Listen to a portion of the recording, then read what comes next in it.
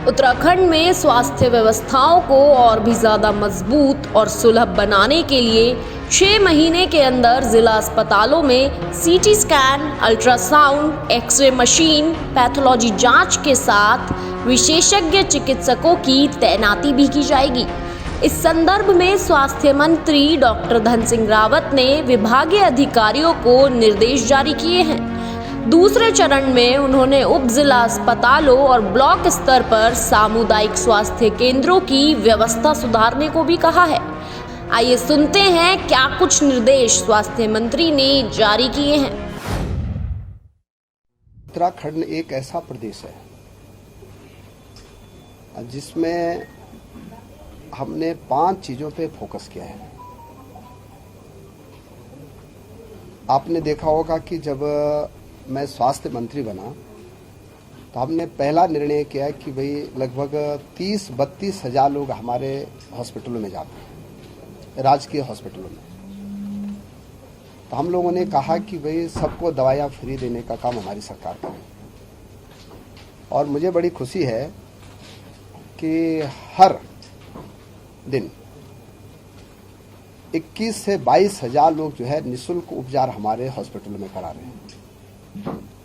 हम लोगों ने गर्भवती महिलाओं के लिए बड़ी दिक्कत होती थी कि उनको जब भी चेक करने के लिए हॉस्पिटल आते थे तो अपने पैसा खर्च करना पड़ता था। अब हमारी सरकार ने गर्भवती महिलाओं को लाने की व्यवस्था से लेकर और छोड़ने की व्यवस्था तक ये भी निःशुल्क की है। एक हमने बड़ा काम ये किया है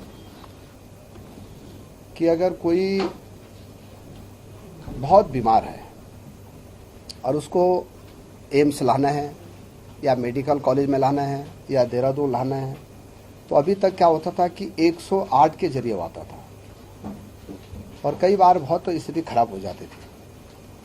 तो हमने हेलीकॉप्टर सेवा भी शुरू की है और मुझे बड़ी खुशी है कि लगभग 52 या 53 मरीजों को हमने जो है उससे भी क्या ड्रॉप करके उनको जो है सुविधाएं दी है।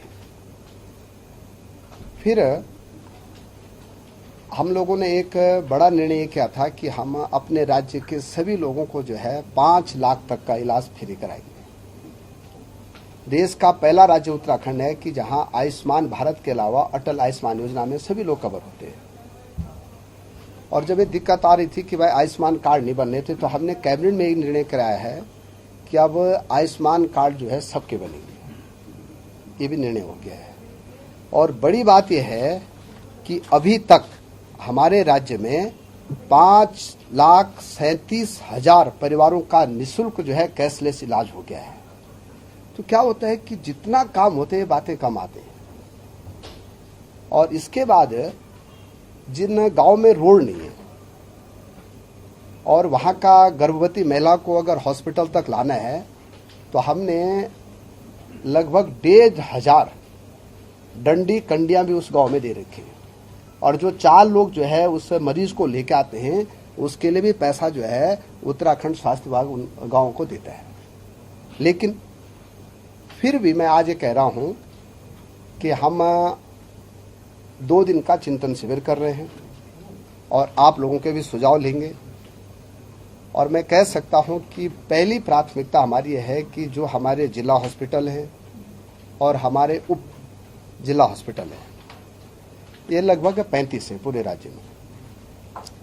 और हमने कहा है कि वहाँ हर प्रकार की सुविधा देने के लिए हम प्रतिबद्ध भी हैं और कटिबद्ध भी हैं और वचनबद्ध भी हैं। और आपको 3 या 4 महीने में ये चीज़ें दिखाई देंगी कि कोई भी आदमी जो है हॉस्पिटल अगर गया तो उसको रेफर सेंटर नहीं होगा, वहाँ हर प्रकार की सुविधाएं दी जाएंगी। ये 4 महीने का हमने टारगेट रखा है। और मैं ये कह सकता हूँ आज कि आप 4 महीने बाद जब हम फिर यहाँ पे बैठेंगे तो आप ये कहेंगे कि साहब काफ़ी व्यवस्थाएं सुधर चुकी हैं।